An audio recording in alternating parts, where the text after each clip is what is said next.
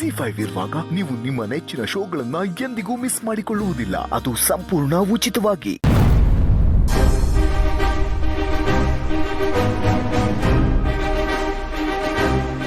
ಅವ್ವ, ಏನ್ ಯೋಚನೆ ಮಾಡ್ತಿದ್ಯಾ? ಮಗ ಹುಷಾರಾಗಿ ಬಂದೈತೆ ಅನ್ನೋ ಖುಷಿ ಇದ್ರು ಹಾಲು ಕುಡಿಯೋ ಹಸಿ ಮಗಿಗೆ ನಂಜ್ ಹೆಂಗ್ ಅಂಟ್ಕತು ಅನ್ನೋದು ನನ್ಗೊಂದ್ಲ. ಅವ್ವ, ಹಾಗಿದ್ರೆ ನಿಂಗ್ ನನ್ ಮೇಲೆ ಈಗ ಕೋಪ ಇಲ್ಲ ಅಲ್ವಾ? ಯಾಕವಿ? ನಾನ್ ಫೋನಲ್ಲಿ ನಿನ್ ಜೊತೆ ಬಾಯಿಗೆ ಬಂದಂಗ್ ಮಾತಾಡ್ಬಿಟ್ಟೆ. ನಿನ್ನ ಜಾಗದಾಗೆ ನಾನೇ ಇದ್ದಿದ್ರು ಹಿಂಗೆ ಮಾತಾಡ್ತಿದ್ದೆ. ನಮ್ ಕಾಲದಾಗ ಇದೆಲ್ಲ ನಡೀತಿತ್ತು ಸರಿ, ಆದ್ರೆ ನಿಮ್ ಕಾಲ ಹಂಗಲ್ವಲ್ಲ. ಎಂತವ್ರಿಗಾದ್ರೂ ಮಗ ತೇಲ್ಗಂಡ್ ಮೇಲ್ಗಂಡ್ ಮಾಡಿರೆ ಯಪ್ಪ ಕೆದೆ ಹೊಡ್ದಂಗ ಆಗೋದು ಸಹಜನೇ. ಆದ್ರೂ ಅವ್ವ, ನಾನ್ ತುಂಬಾನೇ ದುಡುಕ್ಬಿಟ್ಟೆ. ಹಾಸ್ಪಿಟಲ್ ಅಲ್ಲಾದ್ರೆ ಹೆರಿಗೆ ಮಾಡಾದ್ಮೇಲೆ ಎಲ್ಲಾ ರೀತಿ ಸೌಲಭ್ಯಗಳಿರುತ್ತೆ, ಔಷಧಿ ಉಪಚಾರಗಳಿರುತ್ತೆ. ನಾವು ಡೆಲಿವರಿ ಆದ್ಮೇಲೆ ಹಾಸ್ಪಿಟಲ್ಗೆ ಹೋಗೋಣ ಅಂದಾಗ ನೀನ್ ಬೇಡ ಅಂದ್ಬಿಟ್ಟಿಯಲ್ಲವ, ಅದಕ್ಕೆ ಹೀಗಾಗೋಯ್ತೇನೋ ಅಂತ ನಾನ್ ಭಯ ಪಟ್ಬಿಟ್ಟಿದ್ದೆ. ಅದಕ್ಕೆ ಹಂಗೆಲ್ಲ ಮಾತಾಡ್ಬಿಟ್ಟೆ. ಸಾರಿ ಅವ್ವ, ನನಗ್ ಕ್ಷಮಿಸ್ಬಿಡು ಪ್ಲೀಸ್. ಅಯ್ಯೋ, ಯೋಟ್ಕಿತ ಇದನ್ನೇ ಹೇಳ್ತೀಯೇ? ತೋ ತೋ ತೋ ತೋ ಅದೇನ್ ನನ್ಗೇನ್ ನಿಂದು ಹೊಸ್ದ? ನೋಡು ನೋಡು ನೋಡು, ನೀನ್ ಮತ್ತೆ ಕೋಪ ಮಾಡ್ಕೋತಿದ್ಯಾ? ಅದ್ ಪಾಪ ಅಲ್ಲ ಸ್ನೇಹ, ಆ ಹಸಿ ಮೈಗೆ ಆ ಕೂಸ್ಗೆ ನಂಜ್ ಹೆಂಗ್ ಅನ್ಕಂತು ಅನ್ನೋದೇ ನನ್ಗೊಂದ್ಲ. ಆತಂಕ ನಿನಗ್ ಹೆಂಗ್ ಹೇಳೋಣ ನಾನು? ನಂಗೂ ಹಂಗೆ ಅನ್ಸ್ತೈತವ. ಆಡೋ ಮಗು ಆಗಿದ್ರೆ ಏನೋ ತಿಳಿದೆ ಬಾಯ್ಗೆ ಹಾಕೊಂತ ಅನ್ಕೋಬೋದು, ಆದ್ರೆ ಇದು ಹೆಂಗೆ ಅಂತ ಗೊತ್ತಾಯ್ತಾ ಇಲ್ಲ ಅಲ್ವೇ?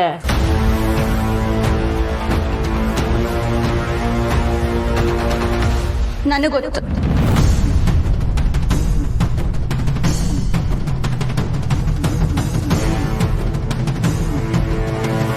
ಹ್ಞೂ ಅವ್ವ.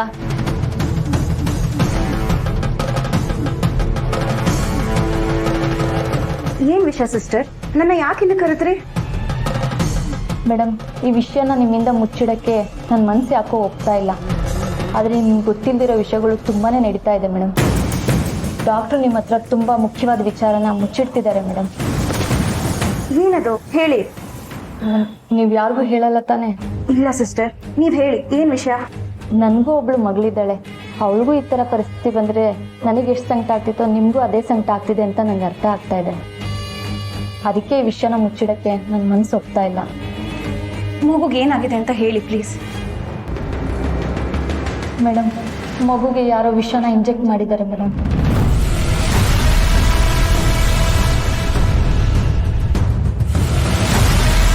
ಏನು?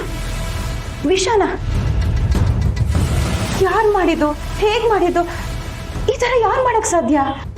ಅದು ನಂಗೆ ಗೊತ್ತಿಲ್ಲ ಮೇಡಮ್. ಮಗು ಬಾಡಿಲಿ ವಿಷ ಇದೆ. ಅದು ಹಾಲಿನ ಮುಖಾಂತರನಾದರೂ ಆಗಿರ್ಬೋದು ಅಥವಾ ಡೈರೆಕ್ಟಾಗಿ ಬಾಯಿಗಾದರೂ ಹಾಕಿರ್ಬೋದು. ಈಗ ಮಗುಗೇನು ಅಪಾಯ ಇಲ್ಲ ತಾನೆ? ಮಗುನ ಕರ್ಕೊಂಬರೋದು ಲೇಟ್ ಆಗಿದ್ರೆ ಅಪಾಯ ಆಗ್ತಿತ್ತು ಮೇಡಮ್. ಆದರೆ ಇಲ್ಲಿ ಟ್ರೀಟ್ಮೆಂಟಿಂದ ಮಗು ವಾಸಿಯಾಗಿಲ್ಲ. ಮತ್ತೆ ನಿಮ್ಮ ಅದಕ್ಕೆ ಮಗುಗೆ ಹಾಲಲ್ಲಿ ಔಷಧಿ ಹಾಕೋದು ನಾನು ನೋಡಿದೆ. ಅದು ಪುಟಕ್ಕ ಕೊಟ್ಟಿದ್ದು ಅಂತ ಗೊತ್ತಾದ ಮೇಲೆ ತುಂಬಾ ಖುಷಿ ಆಯಿತು. ಈಗ ಮಗು ಮೈಯಲ್ಲಿ ವಿಷ ಪೂರ್ತಿ ಇಳಿದಿದೆ. ಅದು ಪುಟಕ್ಕ ಕೊಟ್ಟಿದ್ದ ಮದ್ದಿಂದಾನೆ. ಆದ್ರೆ ಹಾಸ್ಪಿಟಲ್ ಅಲ್ಲಿ ಇದೆಲ್ಲ ಹೇಗ್ ನಡೆಯಕ್ ಸಾಧ್ಯ? ಮೇಡಮ್, ನೀವು ಜೋರಾಗಿ ಮಾತಾಡಿದ್ರೆ ಇಲ್ಲಿ ದೊಡ್ಡ ಇಶ್ಯೂನೇ ಆಗುತ್ತೆ ಮೇಡಮ್. ಇದರಿಂದ ನನ್ನ ಕೆಲಸ ಹೋಗುತ್ತೆ ಮೇಡಮ್. ಇಲ್ಲಿ ಏನಾದರೂ ಬ್ಲಾಕ್ ಮಾರ್ಕ್ ಆದರೆ ನನಗೆ ಬೇರೆ ಎಲ್ಲೂ ಕೆಲಸ ಸಿಗಲ್ಲ ಮೇಡಮ್. ನನಗೊಬ್ಳು ಮಗಳಿದ್ದಾಳೆ ಮೇಡಮ್.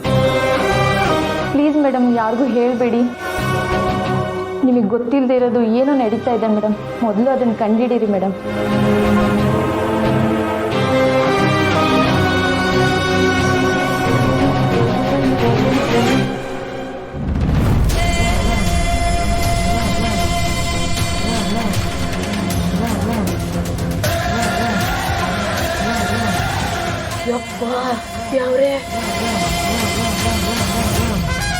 ಯೋನೇ ಸ್ನೇಹ, ಯೋನ್ ಹೇಳ್ತಿದೀಯೇ?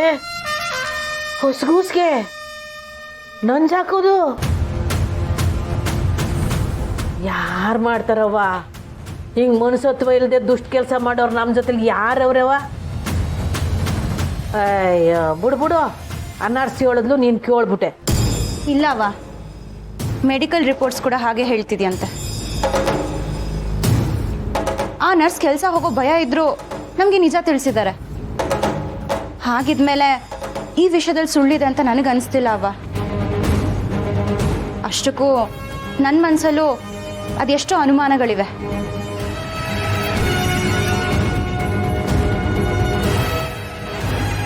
ಆಸ್ಪತ್ರೆಯಲ್ಲಿ ಆ ಸಿಸ್ಟರ್ ಅವ್ವ ಹೇಳ್ದಂಗೆ ಈ ಕೆಲಸನ ನಮ್ಮನೆಯವರೇ ಯಾರೋ ಮಾಡಿದ್ರು ಅಂತ ಗೊತ್ತಾದ್ರೆ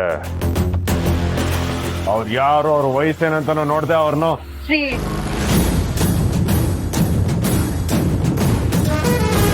ಮಿಸ್ಸು, ನಿಮ್ಗೆ ಕೊಟ್ಟಿರೋ ಮಾತಿಂದ ಸುಮ್ಕಿವ್ನಿ.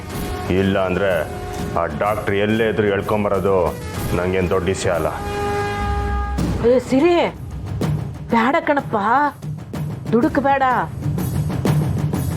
ಈ ಇಸ್ಯದಾಗೆ ಇರೋರು ಎಲ್ಲ ಮನೆಯವ್ರೆ, ಸಂಬಂಧಿಕರೇ. ಈ ಬಾಳೆಯಲ್ಲಿ ಮುಳ್ಳ ಮೇಲೆ ಬಿದ್ದಂಗೆ. ಅದನ್ನ ಹುಷಾರಾಗಿ ತಕ್ಕೋಬೇಕು, ಇಲ್ಲ ಅಂದ್ರೆ ಸಂಬಂಧಗಳು ಹಾಳಾಗೋಯ್ತವೆ. ಹೌದು ಶ್ರೀ, ಅವ್ವ ಹೇಳ್ತಿರೋದು ನಿಜಾನೇ. ಅದು ಅಲ್ಲದೆ ಹೊಸಿಗೆ ಈ ವಿಷಯ ಗೊತ್ತಾಗ್ಬಿಟ್ರೆ ಶಾನ ನೊಂದ್ಕೊಂಡ್ಬಿಡ್ತಾಳೆ ಕಣಪ್ಪ. ಮೊದಲೇ ಬಾಣ್ತಿ, ಮನಸ್ಸು ಶಾನ ಸೂಕ್ಷ್ಮವಾಗಿರ್ತದೆ. ಇಂಥದ್ನೆಲ್ಲ ಹೊಸು ಶಾನ ಯೋಚನೆ ಮಾಡಕ್ ಶುರು ಮಾಡ್ಬಿಟ್ರೆ ತಲೆಗೆ ಸನ್ನಿ ಏರ್ಬಿಡ್ತದೆ. ಇಷ್ಟಗಳು ಶಾನ ಸೂಕ್ಷ್ಮ ಕಣಪ್ಪ, ಹುಷಾರಾಗಿ ಹೆಜ್ಜೆ ಇಕ್ಬೇಕು. ಹೂನವ, ಯಾವುದೇ ಕಾರಣಕ್ಕೂ ಈ ವಿಷಯನ ಹೊಸಗಾಗ್ಲಿ ಅವಂಗಾಗ್ಲಿ ಗೊತ್ತಾಗಿ ನಾನು ಬಿಡೋಕ್ಕಿಲ್ಲ. ಹೌದು ಶ್ರೀ, ಈ ತಪ್ಪು ಯಾರು ಮಾಡಿದ್ದಾರೆ ಅಂತ ಕಂಡು ಹಿಡಿಯೋದು ಎಷ್ಟು ಮುಖ್ಯನೋ, ಈ ವಿಷಯನ ಹೊಸೋದ್ಗೆ ಅಂತ ಮುಚ್ಚಿಡೋದು ಅಷ್ಟೇ ಮುಖ್ಯ. ಸಂಶಯದ ಹುಳ ಶಾನ ಕೆಟ್ಟದ್ದು. ಆದರೂ ಅವ್ವ, ಸ್ನೇಹ, ಧೈರ್ಯ ಕಳ್ಕೋಬೇಡ. ಯಾವ್ರವನೇ ದಾರಿ ತೋರಿಸ್ತಾನೆ. ಏನವ ನೀನು? ಹಾಗಂತ ನಾವು ಸುಮ್ಮನೆ ಇರೋಕ್ಕಾಗತ್ತಾ? ನಾವು ಈಗ ಸುಮ್ಮನೆ ಇದ್ರೆ ಈ ಕೆಲಸ ಅವ್ರು ಮತ್ತೆ ಮಾಡ್ಬೋದಲ್ವಾ? ಅದಕ್ಕೆ ನಾನು ಬಿಡೋಕ್ಕಿಲ್ಲ. ನಮ್ಮ ಮನೆಯಾಗ ಏಟೋ ದಿನ ಆದ್ಮೇಲೆ ಜೀವ ಕಡೆ ಉಟ್ಕೊಂಡೈತೆ. ಅದನ್ನು ಯಾರಾದರೂ ಚೂಟಾಗಿ ಬಂದರೆ ಒಬ್ಬೊಬ್ಬನು ಚಂಡಾಡ್ಬಿಡ್ತೀನಿ. ಈಟ್ ದಿನ ತಂಗಿಯ ಒಂದು ಜವಾಬ್ದಾರಿನ ಮನೆಯವ್ರ ಮ್ಯಾಗ ಬಿಟ್ಟಿದ್ದೆ. ಇನ್ಮ್ಯಾಕೆ ನಾನು ತಗೋತೀನಿ. ಇನ್ಮ್ಯಾಗ ನಾನು ಒಂದು ಹೆಜ್ಜೆ ಇಡಬೇಕಾದ್ರೂ ನಿಮ್ಮಲ್ಲಿರೋ ಬುದ್ಧಿವಂತಿಕೆ, ಅವನಲ್ಲಿರೋ ತಾಳ್ಮೆ, ನಮ್ಮ ಅವನಲ್ಲಿರೋ ಬುದ್ಧಿನ ಇಟ್ಕೊಂಡೆ ಮುಂದುವರಿತೀನಿ. ನನ್ನ ಸೊಸೆಗೆ ಕೆಡಕ್ ಮಾಡಬೇಕು ಅಂತ ಬಂದವರು ಮಗಿನ ಕಿರ್ಗಣ್ಣಲ್ಲಿ ನೋಡೋಕ್ಕೂ ಎದ್ರಕೋಬೇಕು. ಯಾರೇ ಮಗಿನ ಮುಟ್ಟಕ್ಕೆ ಬಂದರೂ ನನ್ನನ್ನು ದಾಟ್ಕೊಂಡು ಹೋಗ್ಬೇಕು. ಇದು ಆ ಚಾಮುಂಡಿ ತಾಯ್ಮೆ ಕಾಣೆ.